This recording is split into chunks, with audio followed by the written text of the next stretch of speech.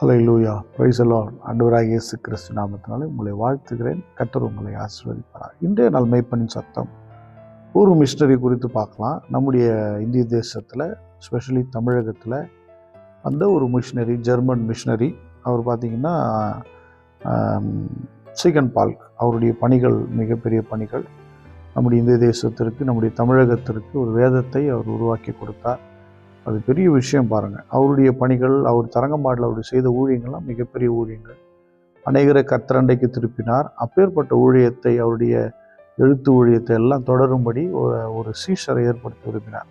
பாருங்களேன், இன்றைக்கி ஒரு தலைமை ஊழியர் இருக்கும்போது அவங்கள தொடர்ந்து வருகிற சீஷர்கள் இனி நாளில் குறைஞ்சி போயிருக்கிறாங்க. அவர் பின்பற்றி அந்த பணி எடுத்து சேரும் ரொம்ப குறைஞ்சிட்டாங்க. இன்றைக்கி ஃபேமிலிஸ்லேயே பாஸ்டர் ஆகுறாங்க. அப்படியும் ஒரு சில பிள்ளைகள் தகப்பனுடைய ஊழியத்தை சரியாக செய்கிறாங்க, சிலர் செய்கிறதில்ல. அதே போல் சபைக்கு வருகிறவங்க சிலர் இருந்தாலும் இறந்ததுக்கப்புறம் இந்த பாஸ்டருடைய ஊழியத்தை கவனிக்க முடியாமல் அப்படியே போயிடுது. ஆனால் இவரை சீகன் பால்க், பர்திமேயு சீகன் பால்க் என்ன பண்ணார்? ஒரு சீஷனை உருவாக்கணும். அவர் தான் கிரிண்ட்லர். அந்த கிரிண்ட்லர் சீகன் பால்க்கு அப்புறமா அவரை தான் அவர் நியமிக்கிறார்.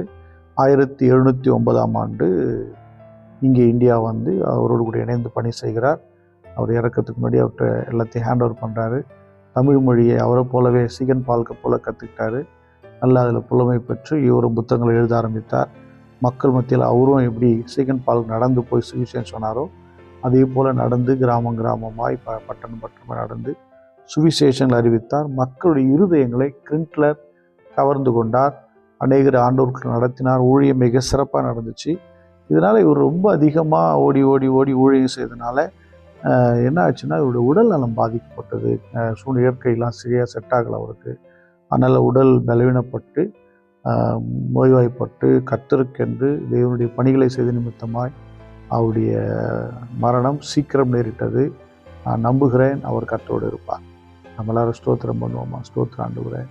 கிரிண்ட்லருக்காக ஸ்தோத்திரம், ஸ்தோத்திரனுடைய தலைமுறைக்காக ஸ்தோத்திரம்.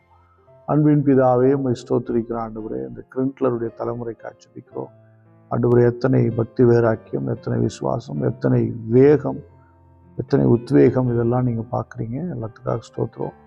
நாங்களும் உமக்கென்று ஓடி பெரிய செய்யும்படி தேவன் எங்களை பலப்படுத்துங்க ஆண்டவரே. தலைமுறையாய் உங்களுடைய வார்த்தைகளை பின்பற்றி அதை மக்களுக்கு அறிவிக்க எங்களை தகுதிப்படுத்தி பலப்படுத்தி நடத்துங்க. இயேசு கிறிஸ்துவின் நாமத்தினால் ஜெபிக்கிறேன் ஜீவனுள்ள நல்ல பிதாவே.